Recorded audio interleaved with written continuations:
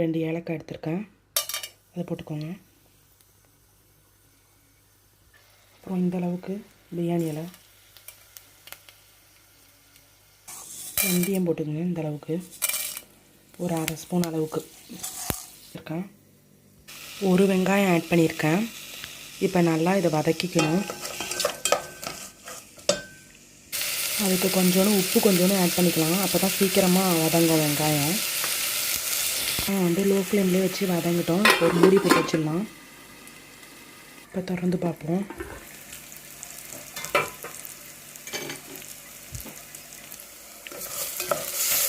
நல்லா கிண்டி விட்டுக்கோங்க.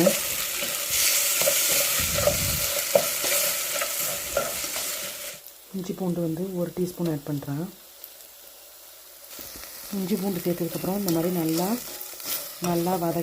வதங்கட்டும். நான் வளர்த்துருக்கேன் செடி, அது குட்டி குட்டியாக தான் இருக்குது. அதனால் இதில் உள்ள லீவ்ஸ் மட்டும் நான் எடுத்து போட்டுக்கிறேன். இப்போ வந்து நான் புதினா ஆட் பண்ணிக்கிட்டேன். இவ்வளோ தான் எனக்கு கிடச்சிச்சு. மல்லிக்கீரை என்கிட்ட இல்லை இப்போ, அதனால் எனக்கு மல்லிக்கீரை வந்து இந்த புதினா அளவு வந்து பத்தாது. ஆனால் இன்னும் கொஞ்சம் இதே மாதிரிலே இன்னும் கொஞ்சம் ஆட் பண்ணிக்கோங்க, சம அளவில். அதே மாதிரி மல்லிக்கீரை ஆட் பண்ணிக்கோங்க. என்கிட்ட மல்லிக்கீரை இப்போ இல்லை, பரவாயில்ல, நம்ம இப்படியே செய்யலாம். நான் 2 கப்பு அரிசி வந்து இந்த ஸ்டவ் ஆன் பண்ணும் போது ஊற வச்சுருந்தேன். இப்போ ஊறிடுச்சு, போதும். 2 கப்பு அளவு எடுத்திருக்கேன். நான் வந்து இந்த தேங்காய் பால் வந்து எடுத்திருக்கேன். இது வந்து டின் பால் தான், ரிச் அண்ட் க்ரீமி கோகோனட் மில்க்குன்னு போட்டிருக்கு. இது வந்து திக்காக இருக்கும். இது வந்து 400 ml. அப்புறம் அரிசி அலசிட்டு வந்து 2 தடவை வாஷ் பண்ணிவிட்டு இதை வச்சுருக்கேன். இந்த கப்பில் தான் நான் அரிசியை வந்து அளந்து போட்டேன், 2 கப்பு. இப்போ 2 கப்பு அரிசிக்கு 2 கப்பு தண்ணி, 2 கப்பு தேங்காய் பால் ஊற்றணும். இதில் நம்ம 2 கப்பு தண்ணியை வந்து ஆட் பண்ணிக்கலாம். இப்போ 1 கப்பு தண்ணி ஆட் பண்ணியிருக்கேன். நெக்ஸ்ட்டு வந்து இந்த தேங்காய் பாலை வந்து அப்படியே ஊற்றிக்கலாம். அது 2 கப்பு, 400 ml இருக்குது, 2 கப்பு ஊற்றிக்கலாம். இந்த மாதிரி ஊற்றிட்டு இந்த மாதிரி நல்லா கிண்டி விட்டுக்கோங்க. அப்போ தான் அந்த கட்டி முட்டிலாம் இல்லாமல் இருக்கும். மீதி 1 கப்பு தண்ணியை இப்போ நம்ம சேர்த்துக்கலாம். ஃபுல்லாக எல்லா தண்ணியும் ஆட் பண்ணியாச்சு.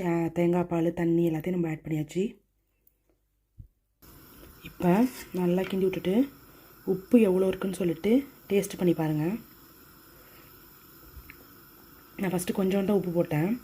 இதில் எப்படி உப்பு இருக்கணுனாக்கா, எப்போதும் போடுற அளவோட கொஞ்சம் சுல்லுன்னு இருக்கணும். அந்த மாதிரி இருந்தால் தான் இந்த மாதிரி தண்ணி அளந்து ஊற்றி பண்ணுற எல்லா குக்கிங்க்கும் இந்த மாதிரி தான் நம்ம செஞ்சுக்கணும்.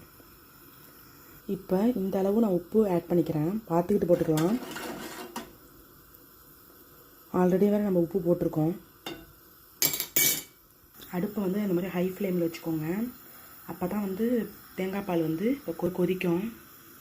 இப்போ தேங்காய் பால் வந்து கொதி வந்துடும். மூடி போட்டுக்கிட்டிங்கன்னா குயிக்காக கொதி வந்துடும். தேங்காய் பால் கொதி வந்துருச்சு.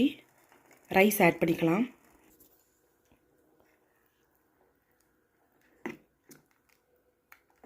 தண்ணியெல்லாம் எடுத்துகிட்டு போடுங்க அரிசி, நான் சொல்ல மறந்துட்டேன். ஏன்னா தண்ணியோடு போட்டிங்கன்னா மெஷர்மெண்ட் வந்து தப்பாக போயிடும்.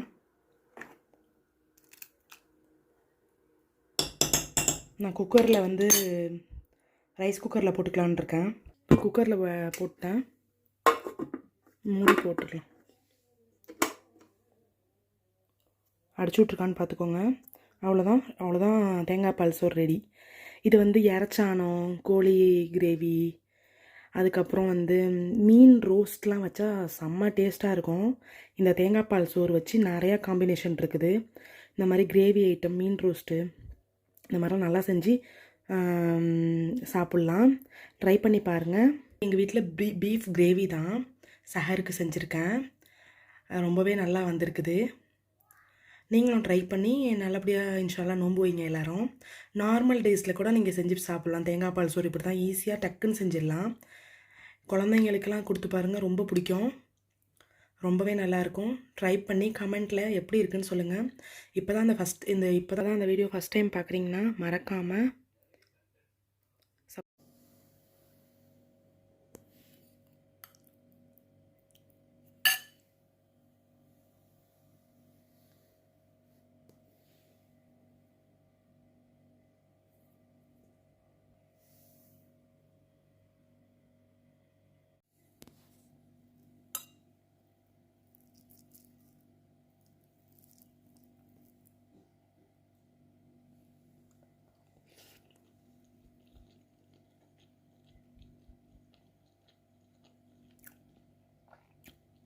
சாப்பாடு ரொம்பவே டேஸ்டியாக இருக்குது. தேங்காய் பால் சோறு நல்லா சும்மாவே வெறுசாகவே உண்டுடலாம் போலுக்கு அந்தளவுக்கு மணமாகவும் நல்லா குழந்தைங்களுக்கு கொடுத்தாக்கா உரப்பே இல்லாமல் நல்லாயிருக்கும்.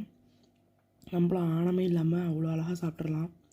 செம்ம டேஸ்டியாக இருக்குது. நீங்களும் உங்கள் வீட்டில் ட்ரை பண்ணி பார்த்துட்டு கமெண்ட் செக்ஷனில் சொல்லுங்கள்.